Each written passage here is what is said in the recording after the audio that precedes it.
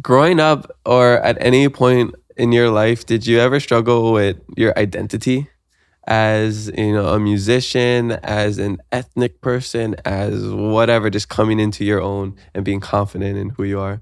I mean, absolutely all the above.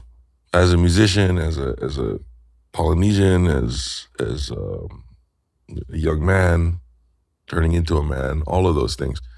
It's completely natural to have those things going on. Like I said, a little bit touched on that a little bit in LA, right? Like kind of falling into that stuff over there, same kind of thing. And the truth is I don't think it necessarily ever stops. It's just I think it's not a struggle anymore. We're Or always you just changing. accept it, maybe? Well, we just realize that we're always changing. I'm different today than I was last week. And instead of it being like this feeling when I was young, like I'm on my way somewhere. I'm trying to reach someplace, become someone, instead of realizing I'm just am what I am. And I'm constantly here right now, who I am today, who I am tomorrow. It's not like, I have to there's a goal-orientated thing. Like I have to reach this person I'm to be, right? Just doesn't like that anymore where I'm just like, I'm good. I know I woke up today. I'm not going to wake up tomorrow, hopefully, and that's it, But it's always happening. We're always changing and we're always becoming, And even with your looks, your appearance, you went through some changes as well. I used to have long hair. I used to have the facial hair, and I did that. That was the part of that journey, exactly. Getting older, you start, there's less hair today than there was yesterday. And eventually you're just like, you know what, I'm gonna do this whole battle, I'm just sloop, I'm good. You know what I mean?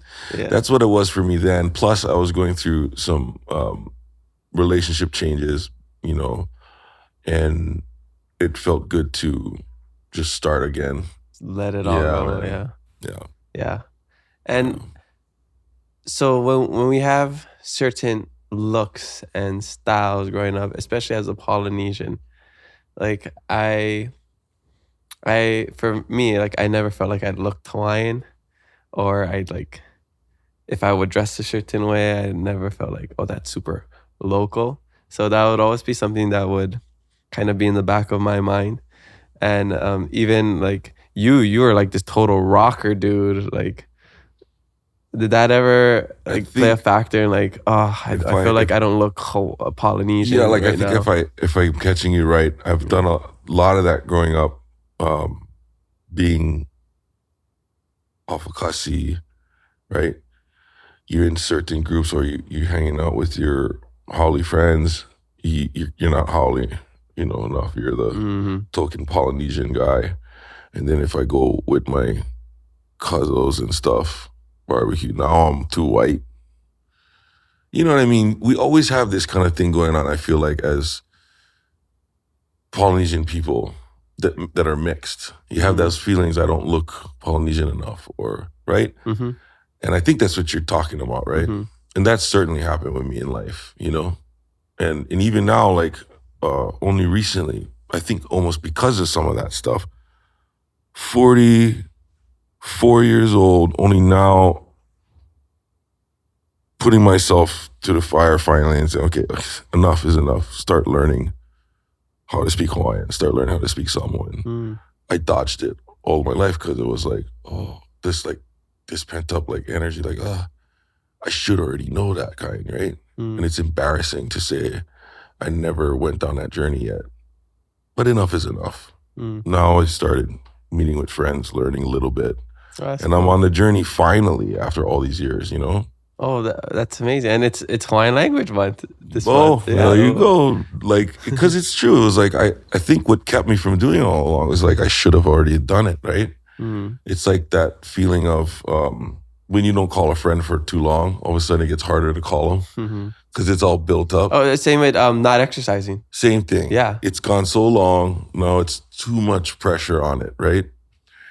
But it's kind of silly because it's just same thing like music, just 15 minutes a day. That's all. Just do a little bit. get with a friend who knows, and you guys can talk. And yeah.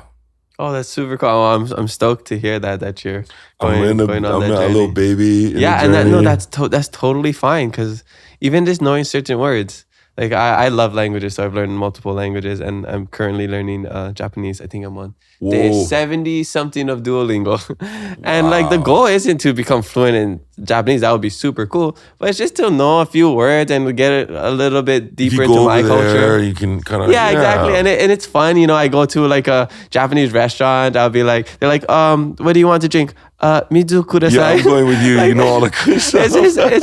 It's just fun to do that, to be able to like speak to somebody in their language. And they also say, right, like learning languages is one of the best ways to keep your mind nimble, elastic, young. Yeah. So I'm on the journey. Yeah, and if you got time to watch Netflix, if you got time to scroll to Instagram, you got time. There's so many resources. We have so much time. Even when we're busy, like you're busy, I'm busy, but we still have time. Yeah.